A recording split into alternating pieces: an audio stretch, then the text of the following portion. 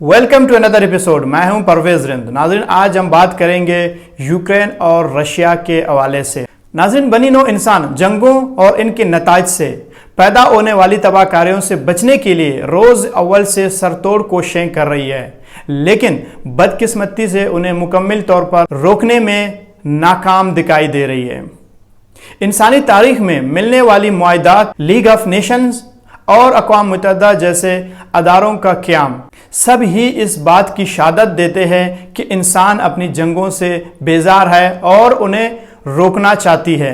जंग अजीम अव्वल, जिसे ग्रेट वार का नाम भी दिया जाता है, इंसानी तारीख में एक ऐसा अलमनाक वाक़या है जिसने 40 मिलियन अफराद को निगल लिया।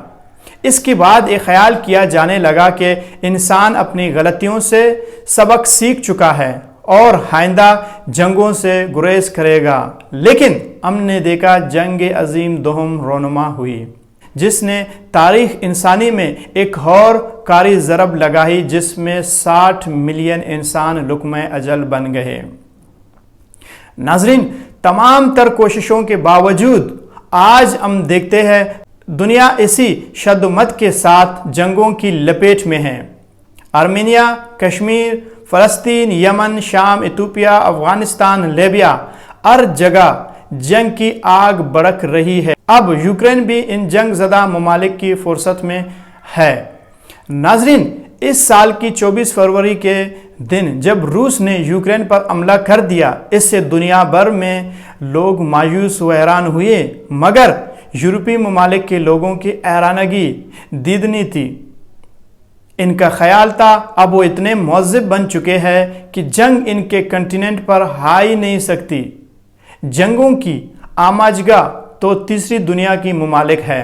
तो नाज़रीन, आज के इस एपिसोड में हम इस जंग का जायज़ा लेने की कोशिश करेंगे और देखेंगे कि आलमी दुनिया पर इसकी क्या असरात मुरतब हुए और पाकिस्तान जैसे मुल्क को ये जंग कैसे मुतासिर कर रही है। नाज़रीन, 24 फरवरी के इस तारीख दिन जिसमें रूस ने यूक्रेन पर फौज कशी की और 1,50,000 रूसी अफवाज ने यूक्रेन पर दावा बोल दिया। शायद रूस के सदर पुतिन का ख्याल था ये एक स्विफ्ट फतह होगी। यूक्रेन शायद चंद ही लम्हों में अपने घुटनों के बल झुक जाएगा, लेकिन इनका ये अंदाज़ा गलत साबित हुआ। यूक्रेन के फौजियों की जानिब से ज़बरदस्त मुज़ामत देखने को मिली। यूक्रेन के फौजी भी नेटो के हथियारों से लैस थे, जिसकी वजह से ये जंग अंदाजे से ज़्यादा तवील हुई। यहाँ सवाल ये उभरता है, आखिर रूस ने यूक्रेन पर हमला क्यों किया? नाज़रीन, NATO North Atlantic Treaty Organization एक तंजीम है जिसे अमेरिका और इत्यादियों के जानिब से वजूद में लाया गया था ताकि वो यूएसएसआर यानी सोवियत यूनियन के वसती अज़ाइम और पॉलिसीज़ को रोका जा सके।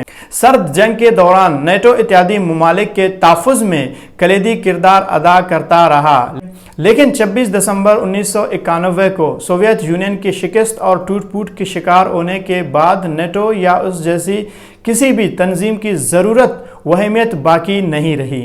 याद रहिए कि सोवियत यूनियन की शिकस्त तस्लीम करने पर रूस को यकीन दहानी करवाई गई थी कि नेटो अपने मौजूदा जगह से 1 इंच भी आगे नहीं बढ़ेगा, लेकिन हमने देखा 1999 में नेटो ने पोलैंड, हंगरी और चेक रिपब्लिक के लिए अपने दरवाजे खोल दिए। इसके बाद 2004 में मज़ीद 7 ममालिक को मजमूई तहफ़्फ़ुज़ फराहम की, जिसके बाद तमाम बाल्टिक स्टेट नेटो के हाथ आ गए और वो मॉस्को के करीब तर आ गया। लेकिन नाज़रीन, सन 2000 में पुतिन के मंजर आम पर आने और मकबूलियत ने आलमी सियासी हालात का रुख मुकम्मल तौर पर बदल दिया। सदर व्लादिमीर पुतिन के मुताबिक नेटो के वसाहत का असल मकसद रूस का चारों जानिब से घेरना है, जिसे हम किसी भी सूरत कबूल करने के लिए तैयार नहीं है। 2008 में जब नेटो ने जॉर्जिया और यूक्रेन को मेंबरशिप देने के लिए रजामंदी जाहिर की, रूस के सदर पुतिन के सरबराही में डायरेक्ट जॉर्जिया पर हमला कर दिया और ये वाज़िया कर दिया कि इस हमले का मकसद इन ममालिक को नेटो इत्यादि बनने से रोकना है। 2014 میں کرائمیا پر حملے کی وقت بھی روس کی یہی منطق تھی۔ روس نے مغربی ممالک پر واضح کر دیا کہ نیٹو اپنی 1991 والی اصل پوزیشن پر واپس چلا جائیں اور یوکرین کو کسی بھی صورت نیٹو اتحادی نہیں بننے دیا جا سکتا۔ بجائے ان مطالبات کو ماننے یا مذاکرات کرنے کے، نیٹو نے پولینڈ سمیت دیگر ممالک میں اپنی پریزنس کو مزید بڑھا دیا۔ یہ تھی اصل صورتحال اور روس کا خدشہ۔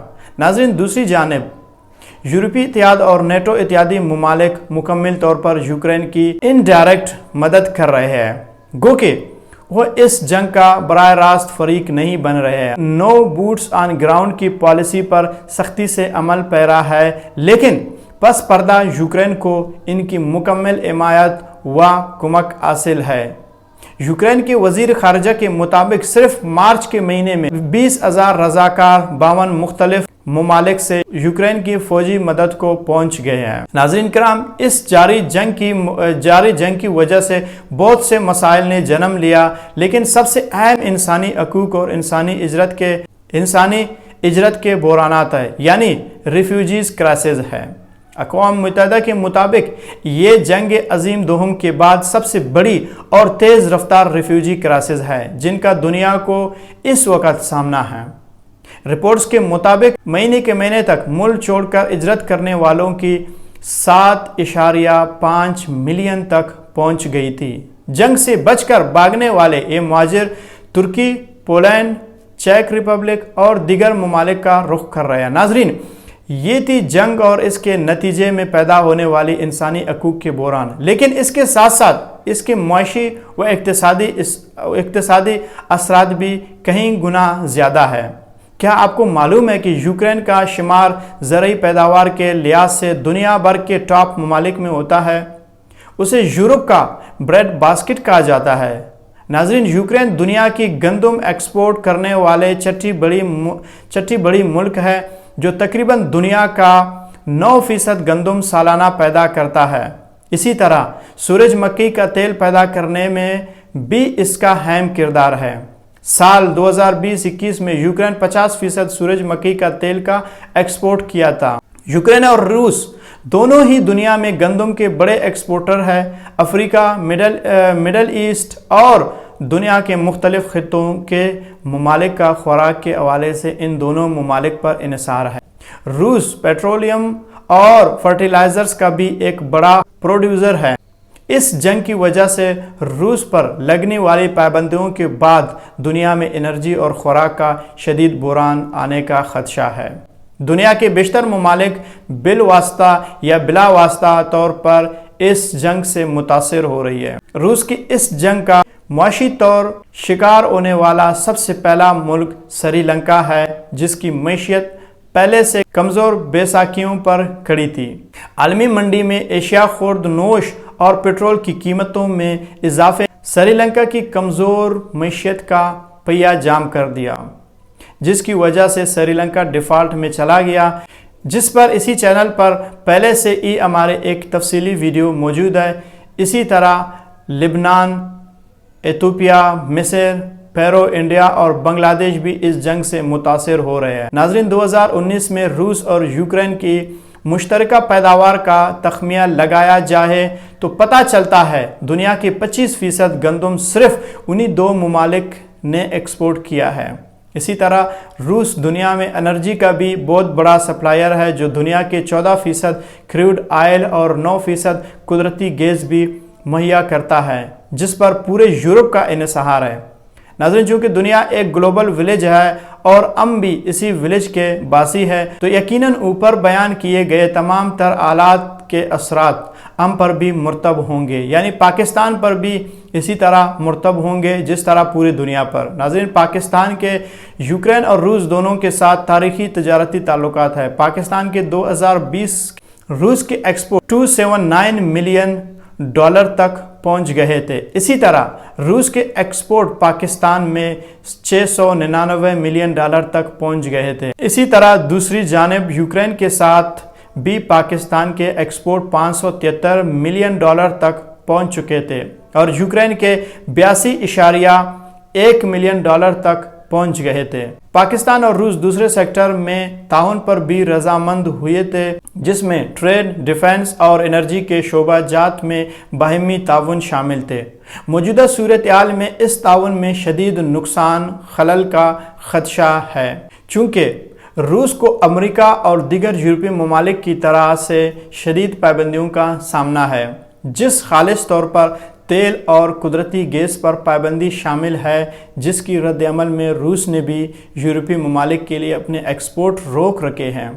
पाबंदियों के जवाब में दुनिया के बड़े सप्लायर ने अपने एक्सपोर्ट्स में कमी कर दी, जिनसे आलमी मंडी में एनर्जी की कीमतों में खातिर ख्वाह इजाफा हुआ और पाकिस्तान जैसा मुल्क जिसका इन्हिसार ऑयल इंपोर्ट पर है, इसे सख्त मुश्किलात का सामना है।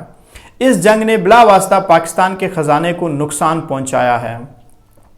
आलमी सतह पर पाकिस्तान की कुव्वत ख़रीद में कमी कर दी, जिसकी वजह से पेट्रोल की कीमतों में इजाफा हुआ और पाकिस्तान की बिजली की पैदावार का इन्हिसार एनर्जी पर है, इसमें कमी और सेंट्रल बैंक के सूद में इजाफा हुआ है और साथ साथ महंगाई अपने अरूज पर पहुंच गई है। इनके अलावा पाकिस्तान को कई मुश्किलात का सामना करना पड़ रहा है। नाजरीन, ये सारा कुछ जो हुआ है और हो रहा है, इसमें पाकिस्तान खुद को कैसे बचा सकता है? पाकिस्तान को इन बहरानात से निमटने के लिए अपने तालीमी इदारे डिजिटल तर्ज पर करने होंगे, घरों से काम करने को फ़रोग़ देना होगा, कमर्शियल शॉप्स की औकात कार में कमी करनी होगी, पब्लिक ट्रांसपोर्ट के इस्तेमाल पर जोर देना होगा, गैर ज़रूरी सफ़र पर पाबंदी आयद करनी होगी, लग्जरी आइटम्स पर टैक्स बढ़ाना होगा।